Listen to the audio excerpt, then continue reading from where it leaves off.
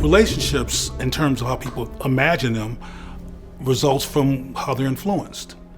If black people watch television and see only white people who have loving, reliable relationships, or black people who are with white people who have loving, reliable relationships, and never see two black people in a loving, reliable relationship, that implies that black love has no value. So that can influence two black people who are in a context with each other to question their worth, to question their love, to question the value of each other, and to be in conflict. Well, the media has a great impact on black relationships, particularly because we watch more television than anyone. That has a lot to do with our misunderstanding of who we are and, self-love. We aren't exploring other things to build our self-conscious and our self-esteem up. A lot of our children are trying to find their way through television and through movies and whatnot. A lot of our people don't know who they are. And when you don't know who you are, when who you are is not rooted in some sort of steep cultural tradition, like say in China or Africa, where they can go back thousands of years to tell you who you are and what you represent, or if you're Jewish. For African Americans, we're still trying to figure that out. So what you see in a lot of families where there is no cultural tradition established for the child, no social norms established early, a lot of times that child will look at media as a way to figure out who I am. Oh, I'm like that person, or I want to be that person. I look at what's going on now, right?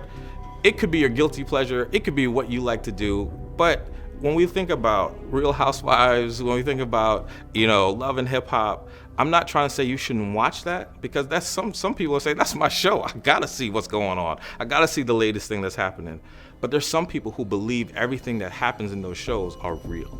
And so if you think that is real, that is what a relationship is supposed to be, or that you should be getting in an argument all the time, or that you should be having tough times with your friends all the time, that is saying something. But why do we have it? It has great ratings. It has a lot of people who are watching it. So here's a show that gets highlighted on one level, but on the other, what messages is it saying?